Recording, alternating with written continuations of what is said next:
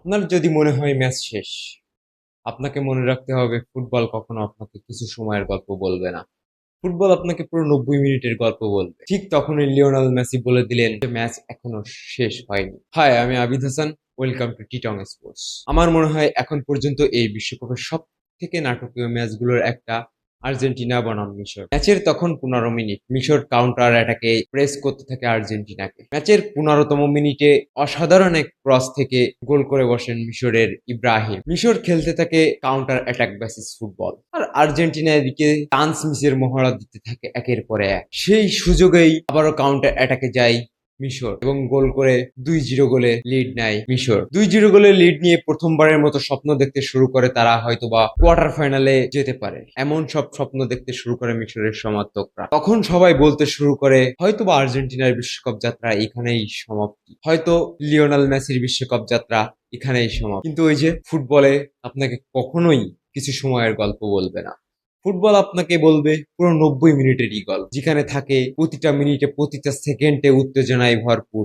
Attack, counter attack, defence, save, সবকিছুই যেন মিশে থাকে ফুটবলের পুরো 90 মিনিটই জুড়ে। ম্যাচের 21তম মিনিটে একে সমতায় যাওয়ার সুযোগ ছিল আর্জেন্টিনার সামনে। পেনাল্টি পেয়ে গেল আর্জেন্টিনা। বল নিয়ে পেনাল্টি স্পটে দাঁড়ালেন স্বয়ং লিওনেল মেসি। যেন স্টেডিয়াম পুরো থমকে দাঁড়ালো। এক মুহূর্তের জন্য স্টেডিয়াম যেন চুপ হয়ে গেল। কিন্তু মেসি আবারও করলেন মিস। এটা অবিশ্বাস্য, মেসি আবারও মিস করলেন পেনাল্টি।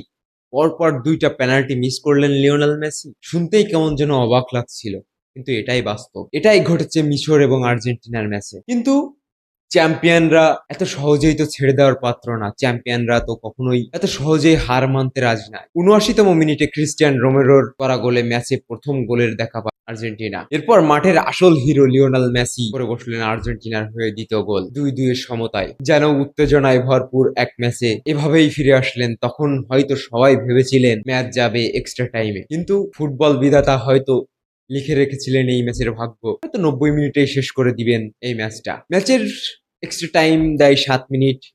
92তম মিনিটে লাউতারো মার্টিনেজের অসাধারণ এক ক্রস থেকে এনজো ফার্নান্দেজের নিখুঁত হেডে বল জালিয়ে জড়িয়ে দিলেন। 3-2 এগিয়ে যায় আর্জেন্টিনা। মাত্র 11 মিনিটে 3টা গোল করে ম্যাচে লিডে যায় আর্জেন্টিনা। 2 গোলের পিছিয়ে থেকেও জিতে গেল আর্জেন্টিনা। এটাই ফুটবল, এটাই ফুটবলের সৌন্দর্য, এটাই ফুটবলের মাহাত্ম্য। তবে ফুটবলের শেষ বাঁশি বাজার আগ পর্যন্ত কখনোই ফুটবল নিয়ে কোনো প্রেডিকশন করবেন না। ফুটবলের শেষ বাঁশি বাজার আগ পর্যন্ত ফুটবলের শেষ বলতে কিছুই হয় না। ফুটবলে এমন কিছু ম্যাচ থাকে যেগুলো আসলে বিশ্লেষণ করা যায় না, ম্যাচের বর্ণনা করা যায় না। শুধু বর্ণনা করা যায় ফুটবল ম্যাচের সেই সুন্দর মুহূর্তগুলো। হয়তো এই বিশ্বকাপের এটাই হয়তো সব থেকে নাটকীয় ম্যাচগুলোর একটা, হয়তো থাকবেও সেটা। তবে এই ম্যাচ আপনাদের কাছে কেমন লাগলো? লিওনেল মেসি কেমন খেলেছে?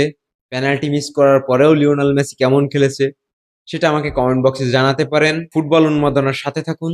এমন সব নাটকীয় ম্যাচগুলো দেখতে ফুটবল দেখুন, ফুটবলের সাথে থাকুন। ফুটবলের গল্প শুনতে টিটং স্পোর্টস এর সাথে থাকুন। আমাদের ফেসবুক পেজটা ফলো করে দিয়েন এবং ইউটিউব চ্যানেলটা সাবস্ক্রাইব করে দিয়েন। এতক্ষণ পর্যন্ত সাথে থাকার জন্য আপনাদের সকলকে ধন্যবাদ।